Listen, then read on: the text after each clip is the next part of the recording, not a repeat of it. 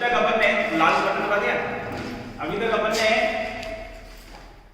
कौन सा टॉपिक पढ़ा था? Valence bond theory for complexes.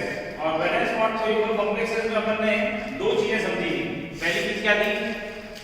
सबसे पहली चीज जो वैलेंस बॉन्ड थ्योरी बताती है संकुलों के बारे में, वो क्या था? अपन ने क्या पढ़ा था पहले दिन? वो था संकुलों का स्थायित्व। और संकुलों के स्थायित्व को समझाने के लिए कौन कौन से सिद्धांत दिए गए?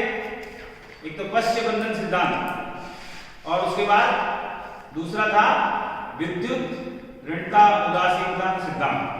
तो दो सिद्धांतों के द्वारा वैलेंस बॉन्ड थ्योरी ये समझा पाती है कि संकुल का स्थायित्व कितना है, कैसे है, और जो उसमें कमियां थी उसको दूर किया गया।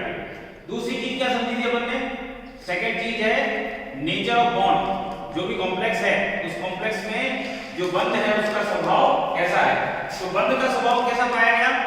कोऑर्डिनेट बॉन्ड था। और कोऑर्डिनेट बॉन्ड को समझाने के लिए हमने क्या किया? हमने किसका सहारा लिया? हमने सहारा लिया चुंबकीय आघूर्ण का। हमने क्या किया? जो मेटल आयन है उसका चुंबकीय आघूर्ण निकाला। संकुल के अंदर मेटल आयन होता है और दूसरा होता है लिगेंड। तो मेटल जो है उसके अंदर अपन ने म्यू निकाला, और म्यू का फॉर्मूला क्या था? √n+2 for magneton. तो ये जो फॉर्मूला है इसके द्वारा हम पहले जो स्वतंत्र धातु आयन है उसका चुंबकीय आघूर्ण निकालते हैं। उसके बाद क्या करते हैं? उसके बाद में हम जो कॉम्प्लेक्स है mx, इसके बाद में इसको mlx n+, ये संकुल है, ठीक है। इस संकुल का भी चुंबकीय आघूर्ण निकालेंगे वही फॉर्मूले से, सेम। तो यदि चुंबकीय आघूर्ण में कोई परिवर्तन नहीं आता है, यदि चुंबकीय आघूर्ण में कोई परिवर्तन, जितना स्वतंत्र धातु आयन में था उतना चुंबकीय आघूर्ण संकुल में भी है, तो इसका मतलब क्या हुआ? इसका मतलब ये हुआ कि वो आयनिक गुणधर्म रखता है। क्यों आयनिक गुणधर्म रखता है? क्योंकि उसमें अयुग्मित इलेक्ट्रॉनों की संख्या में कोई कमी नहीं आएगी। और जब अयुग्मित इलेक्ट्रॉनों की संख्या में कोई कमी नहीं आती है तो हम कहते हैं कि उसके अंदर हाइब्रिडाइजेशन कौन सा हुआ है? sp3d2, यानी उसके अंदर बाह्य कक्षकों का इस्तेमाल हुआ है। फिर उसके बाद हम क्या करते हैं? वापस मेटल आयन का चुंबकीय आघूर्ण निकाला, फिर संकुल का निकाला, और अगर उसमें परिवर्तन आया तो परिवर्तन कैसा आएगा? बढ़ तो सकता नहीं, क्या होगा? हमेशा घटेगा। तो अगर चुंबकीय आघूर्ण कम हो गया है संकुल का, तो इसका मतलब क्या हुआ? पेरिंग, युग्मन हुआ। युग्मन होने से ही अयुग्मित इलेक्ट्रॉनों की संख्या में कमी आती है।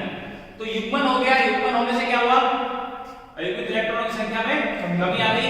और जब अयुग्मित इलेक्ट्रॉनों की संख्या में कमी आ गई, इसका मतलब हाइब्रिडाइजेशन वहां पे कौन सा है? d2sp3, अंतर कक्षकों का इस्तेमाल हुआ है। तो इस आधार पर अलग अलग वैज्ञानिकों ने इसको अलग अलग नाम दिया। एक ने कहा कि एक आयनिक है, तो दूसरा सहसंयोजक है। फिर क्या कहा? उच्च चक्रण, निम्न चक्रण, अंतर कक्षक, बाह्य कक्षक, ठीक है। तो ये सारे अलग अलग नाम जो पड़े इसके, और उसके आधार पर हमने ये बता दिया कि जो भी बाह्य कक्षक में इस्तेमाल होगा कैसा होगा? अस्थायी होगा। जो अस्थायी होता है वो क्या होता है? क्रियाशील होता है। फिर अयुग्मित इलेक्ट्रॉन की संख्या होगी वो है, अयुग्मित संख्या ज्यादा है तो अनुचुंबकीय होगा। जिसमें अयुग्मित इलेक्ट्रॉन ज्यादा होते हैं वो रंगीन होता है। तो ये सारी चीजें अपन केवल मात्र समीकरण के आधार पर समझा सकते हैं, और उस संकुल के अंदर उपस्थित बंध के स्वभाव को भी समझा सकते हैं। अब जो तीसरी और अंतिम चीज वैलेंस बॉन्ड थ्योरी समझाती है वो क्या है? संकुल की ज्यामिति। संकुल की ज्यामिति यानी ज्योमेट्री। और दूसरी चीज क्या? एवं चुंबकीय आघूर्ण या चुंबकीय प्रवृत्ति, चुंबकीय गुण। कोई भी संकुल उसकी ज्यामिति क्या होगी और उसके अंदर जो चुंबकीय गुण हैं वो क्या होंगे, इसको समझाने के लिए क्या करना पड़ेगा? संकरण के द्वारा नहीं बताया जाएगा, हम इसको बताएंगे बंध सामर्थ्य के आधार पर। किसके आधार पर? बंध सामर्थ्य। ये पता भी तो लगाना पड़ेगा ना कौन सा हाइब्रिडाइजेशन है। तो बंध सामर्थ्य पहले निकाला जाएगा। और आपको ये मालूम है सर्वाइवल ऑफ फिटेस्ट, तो यहाँ भी सर्वाइवल ऑफ फिटेस्ट है। जिसका बॉन्ड स्ट्रेंथ ज्यादा अच्छी होगी, सबसे ज्यादा होगी, वो सबसे स्थायी होगा, सबसे ज्यादा संख्या में बनेगा। तो ये पाया गया अलग अलग ज्यामिति के लिए अलग अलग बंध सामर्थ्य निकाले गए। बंध सामर्थ्य का मतलब क्या हुआ? बंध सामर्थ्य का मतलब हुआ M और L जो बंध बन रहा है उस बंध को अपन तोड़ेंगे। उस बंध को तोड़ने के लिए जितनी ऊर्जा की आवश्यकता होगी वो क्या कहलाएगा? बंध सामर्थ्य।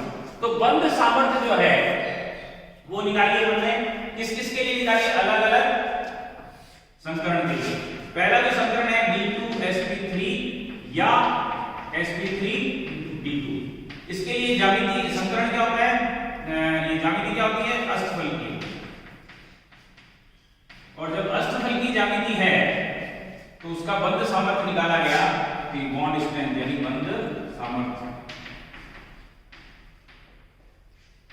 तो बंध सामर्थ्य हो गया, ये हो गई ज्यामिति, और ज्यामिति के बाद ये हो गया आपका संस्करण। तो यहां पर हम देखेंगे कि इसका बंध सामर्थ्य 2.9 आया। फिर उसके बाद में दूसरा होता है DsP2, जहां जहां D कक्षकों का इस्तेमाल हो रहा है वो ज्यादा स्थायी होता है। यहां पे भी D हुए, यहां पे भी D हुए। तो DsP2 में ज्यामिति क्या रहती है? वर्गाकार समतली। और जब वर्गाकार समतली ज्यामिति होगी तो उसका बॉन्ड सामर्थ्य निकला 2.7। 2.7 के बाद में sp3 यानी कौन सी होगी? चतुष्फल की ज्यामिति। दोनों में लिगेंडों की संख्या कितनी है? 4। यहां पर लिगेंडों की संख्या भी लिख सकते हैं, नंबर ऑफ लिगेंड्स। तो नंबर ऑफ लिगेंड्स कितने हैं इसमें? 6, 4 और 2 आएंगे रेखीय। तो चतुष्फल की, और चतुष्फल की ज्यामिति के लिए आया 2.1। और उसके बाद में आया सबसे जो लीस्ट स्टेबल होता है वो है रेखीय ज्यामिति sp संकरण, और इसके लिए जो आया वो है 1.9। तो हमने क्या किया?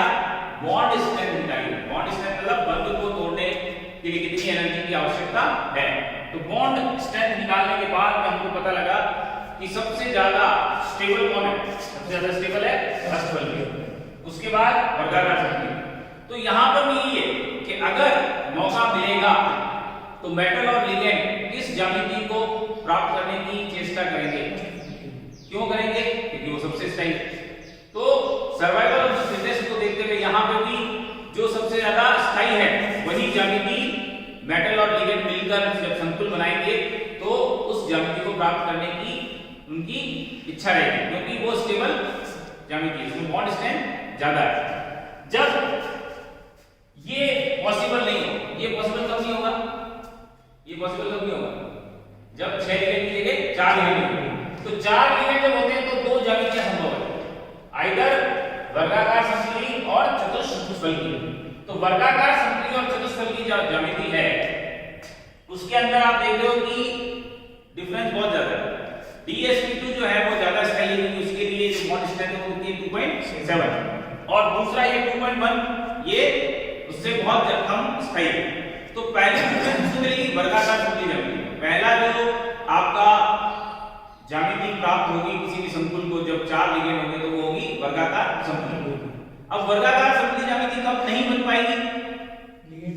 जब D कक्षक खाली नहीं होगा, जब D कक्षक पूरा भरा हुआ। जैसे Zn जिंक के अंदर क्या होता है? जिंक का इलेक्ट्रॉनिक विन्यास क्या होगा? Zn2+ will be equal to 3d10 4s0। तो हमने ये देखा कि जिंक के अंदर जो उसकी सबसे उच्चतम ऑक्सीकरण अवस्था है उसमें भी D कक्षक भरा हुआ है। जब D कक्षक भरा हुआ है इसका मतलब क्या हुआ? D कक्षक पूरा भरा हुआ है, इसका मतलब D कक्षक खाली हो ही नहीं सकता, क्योंकि हमने +2 ऑक्सीजन स्टेट में जो 2 इलेक्ट्रॉन निकाले वो कौन से थे? 4s0। तो हमने इनको भी निकाल दिया, और निकालने के बावजूद भी हम देख रहे हैं कि D कक्षक खाली नहीं हुआ, वो पूरा का पूरा भरा हुआ। इसमें 10 इलेक्ट्रॉन आ सकते हैं, तो 10 के 10 इलेक्ट्रॉन इसके अंदर हैं। तो यहां पर हमें ये समझना होगा कि हमें चतुष्फल की ज्यामिति प्राप्त होगी, क्योंकि DsP2 संकरण संभव नहीं है, तो sp3 ज्यामिति होगी। उसके बाद में लास्ट जब हमारे पास में केवल 2 ही लिगेंड होते हैं, जब 2 लिगेंड होते हैं तो sp हाइब्रिडाइजेशन होगा, sp हाइब्रिडाइजेशन होगा, तो उसकी ज्यामिति कैसी होगी? रेखीय। तो संकुलों की कुल 4 तरह की ज्यामितियां ज्ञात हैं, और वो जो ज्यामितियां ज्ञात हुई है हमने बताया कि सबसे ज्यादा संख्या में अष्टफलकीय संकुल प्राप्त होते हैं। उसका कारण क्या बताया गया कि वो सबसे स्थायी होते हैं, उनका जो बॉन्ड स्ट्रेंथ होती है वो सबसे स्टेबल। अब आपके क्वेश्चन कैसा आएगा एग्जाम के अंदर, जो क्वेश्चन आएगा वो क्वेश्चन इस तरह से आएगा कि वैलेंस बॉन्ड थ्योरी के आधार पर निम्न संकुलों की ज्यामिति, संकरण, बंध कोण को बताइए, उनके चुंबकीय गुण को बताइए, उनकी क्रियाशीलता को समझाइए और उनके रंग को समझाइए। तो आपको क्या दिया जाएगा, केवल मात्र कॉम्प्लेक्स का फॉर्मूला, और वो जो कॉम्प्लेक्स का फॉर्मूला है उस कॉम्प्लेक्स के फॉर्मूले के आधार पर हमको क्या करना पड़ेगा, वैलेंस बॉन्ड थ्योरी की सहायता से उसकी ज्यामिति, उसके संकरण सबका पता लगाना पड़ेगा। तो सबसे पहले हम क्या लेते हैं, एग्जांपल लेते हैं। सबसे मोस्ट कॉमन है वो है आपका FeCN6 4-। FeCN6 4- ये संकुल है, ये तो पता लग ही रहा है कि बड़ा ब्रैकेट के अंदर है। अब इसको अपन को क्या करना है, पॉलिंग के द्वारा दिए गए वैलेंस बॉन्ड थ्योरी सिद्धांत के द्वारा समझाना है। तो पॉलिंग के द्वारा जो वैलेंस बॉन्ड थ्योरी दी गई है उसमें भी हमको, जो अपन ने फर्स्ट ईयर में पढ़ा था, फर्स्ट ईयर में क्या पढ़ा था, फर्स्ट ईयर में हम क्या करते हैं, पहले केंद्रीय धातु आयन को देखते हैं, केंद्रीय धातु आयन के बाद में क्या करते हैं, उसमें बंधों की संख्या देखते हैं, कितनी बंध है उसके अंदर। फिर बंधों की संख्या के बाद क्या करते हैं, जितने बंध हैं उतने अयुग्मिक इलेक्ट्रॉन उसमें होने चाहिए, तभी जाके उसके अंदर सहसंयोजक बंध बनेगा। लेकिन यहां पर क्या होगा, यहां पर हमको क्या करना पड़ेगा, यहां पर हमको जो भी लिगेंड है, लिगेंडों की संख्या को देखेंगे। लिगेंडों की संख्या मतलब उसकी उपसहसंयोजक संख्या। तो उपसहसंयोजक संख्या यानी कोऑर्डिनेशन नंबर के बराबर हमारे पास में धातु आयन क्या करेगा, हमको उतने रिक्त कक्षक उपलब्ध कराएगा। क्यों यहां पर रिक्त कक्षक क्यों चाहिए, क्योंकि यहां पे हमको उपसहसंयोजक बंध बनाना है।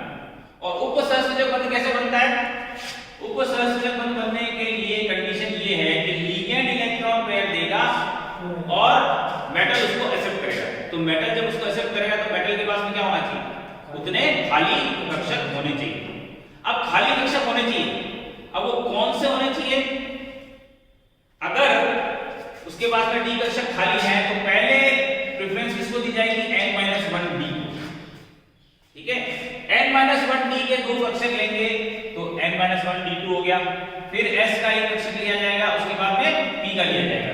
तो यहां पर जब हम कहते हैं कि d2sp3, तो d2sp3 का मतलब क्या हुआ, d2sp3 का मतलब ये हुआ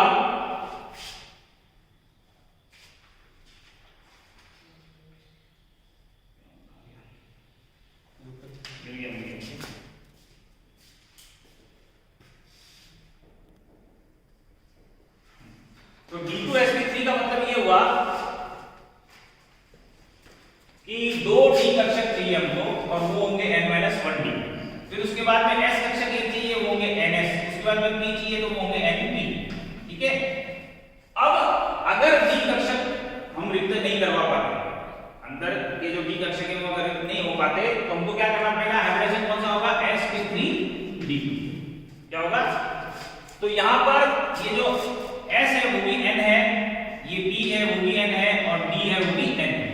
मतलब अंतःकोश के इस्तेमाल नहीं किया गया। जब अंतःकोश का इस्तेमाल नहीं होगा तो वो अस्थायी होगा। बाह्य कोश हमेशा जब n d ऑर्बिटल्स यूज आएंगे तो वो कैसे होंगे, अनस्टेबल होंगे, उनकी एनर्जी ज्यादा होगी। जिनकी एनर्जी ज्यादा होती है उनका स्थायित्व कम होता है। तो यहां पर हमको ये देखना पड़ेगा। अब आप देखिए यहां पे केंद्रीय धातु आयन कौन सा है, सेंट्रल मेटल एटम कौन सा है, केंद्रीय धातु आयन, ये है आपका Fe। अब इसका ऑक्सीडेशन नंबर क्या है, आयरन का ऑक्सीडेशन नंबर क्या है, कौन बताएगा, आयरन का ऑक्सीडेशन नंबर +2। ये कैसा आया, x - 6 = -4, x will be equal to -4 + 6 will be equal to +2। तो आयरन जो है वो +2 ऑक्सीडेशन स्टेट में है। यहाँ आयरन का इलेक्ट्रॉनिक विन्यास क्या होता है, आयरन का इलेक्ट्रॉनिक विन्यास क्या होता है, 26 है। तो ये हो गया 3d6 4s। अब ये दो इलेक्ट्रॉन निकल जाएंगे तो ये क्या हो जाएगा 4s0। ठीक है, तो हमारे पास में आयरन